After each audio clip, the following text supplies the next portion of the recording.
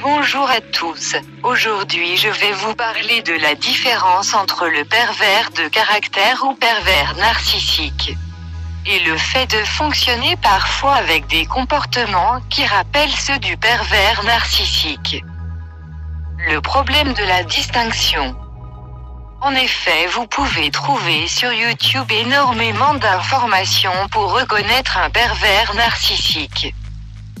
C'est légitime car les pervers narcissiques sont des personnes dangereuses. Mais parfois on peut rencontrer des personnes qui utilisent des comportements proches de ceux du pervers narcissique. Mais ne sont pas des PN, c'est-à-dire qu'ils ne sont pas structurés psychiquement comme des PN. On peut donc les confondre. Ces personnes ont un comportement toxique mais ne sont pas, dans leur intérieur, perverses. Dans ce cas, ces personnes ne font qu'emprunter des manières d'agir et de réagir avec les autres. Par mimétisme ou apprentissage parce qu'ils pensent ce comportement normal, n'en ayant pas connu d'autres dans leur entourage. Pourquoi faire la différence ? Parce que si le véritable PN est réellement dangereux, celui qui utilise à l'occasion des techniques de manipulation, semblant parfois perverse, et agit ou se comporte de manière narcissique, n'est dangereux que s'il a un autre trouble de la personnalité, comme les psychopathes par exemple. Mais la plupart des personnes qui se comportent parfois comme des PN mais qui n'en sont pas, ne nous font pas courir de danger vital. Certes, elles sont toxiques pour nous, mais le problème n'est que comportemental et elles restent, pour la plupart, capables de changer et d'évoluer. De plus, elles sont généralement toxiques pour tout le monde et leur réputation est connue.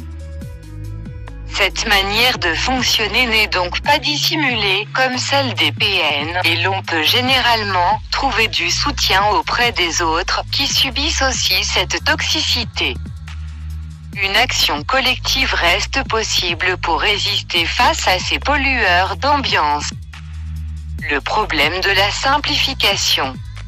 Le PN structuré psychiquement comme tel ne peut être identifié en quelques critères seulement. Un certain temps est nécessaire pour que, au-delà des signes connus, un profil apparaisse et que tout, de sa manière d'être, d'agir et de penser, vous apparaisse cohérent. C'est ce qu'oublient de dire les youtubeurs en général. C'est donc au contraire un faisceau d'indices. C'est-à-dire de multiples signes que l'on retrouve chez une personne. Et que ces signes convergent tous vers le même sens, qui peut nous faire soupçonner qu'on est vraiment en présence d'un pervers narcissique. Mais lorsque vous regardez ces vidéos et que vous avez senti un malaise dans une relation avec une personne, vous pouvez très vite. C'est là le problème de la simplification, reconnaître un ou deux indices et en déduire trop rapidement que ces personnes sont d'authentiques PN. En effet, des études en sciences humaines ont montré que lorsque nous étions persuadés d'une chose, nous cherchons tout ce qui allait dans le sens de notre idée. Et laissions de côté des points qui iraient dans le sens contraire. C'est pourquoi il convient de ne pas s'enflammer mais au contraire de prendre son temps pour bien analyser les choses. Un indicateur essentiel pour reconnaître un PN d'une personne normale ayant un comportement parfois PN. Le déni du mal ou sa considération comme un simple interdit dont on peut se jouer. Bien sûr, en experts manipulateurs, les PN travestiront cette tendance par la plaisanterie décalée, l'attrait du jeu pour dédramatiser le crime. Par exemple, ils pourront dire en parlant du vol, bah, l'important, c'est de ne pas se faire prendre. Ils pourront aussi douter de la véracité des crimes commis, en disant que les médias exagèrent, que les victimes de viol ont peut-être été un peu d'accord, et d'un complice par exemple, et qu'en général, l'autre est toujours à soupçonner comme un simulateur qui cherche à attirer l'attention et aime se faire plaindre, ou bien cherche les ennuis. En dernier ressort qu'il est masochiste et tire donc du plaisir de ces situations.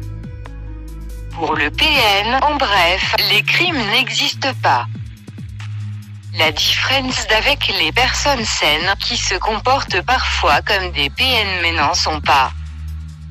Une personne qui n'est pas structurellement PN peut avancer de telles idées par mimétisme ou pour se rendre intéressant durant l'adolescence par exemple en provoquant. C'est pourquoi il faut faire preuve de discernement pour distinguer ce qui relève du bluff ou d'une idée personnelle véritable. Pour cela, il faut observer le comportement de la personne assez longtemps pour la voir réagir à l'imprévu et à la souffrance des autres. La personne qui n'est pas PN conserve la capacité de changer et de se remettre en question, d'avoir des attitudes généreuses et désintéressées. Elle est sincèrement empathique et ne surjoue pas. Elle culpabilise également. On retrouve un comportement à tendance PN chez beaucoup de personnes jeunes et souvent issues d'une famille. L'un des deux parents est pervers narcissique, voire les deux. Ce qui fait que ces personnes se demandent si elles sont PN ou pas. Les enfants qui ont au moins un des deux parents PN. Ces enfants, même devenus adultes, peuvent agir et réagir dans la relation à l'autre de cette manière. C'est pour eux une façon d'être et d'être en relation tout à fait normale car ils n'en ont pas connu d'autres. Cependant, en fonction de leur histoire, ils peuvent se sentir différents et évoluer, contrairement à leurs parents par exemple. Je reviendrai en détail sur la situation des enfants de PN adolescents et jeunes adultes dont un des parents est PN, en particulier, celui du sexe opposé. D'ici là, ne vous fiez pas aux apparences. À bientôt pour une prochaine.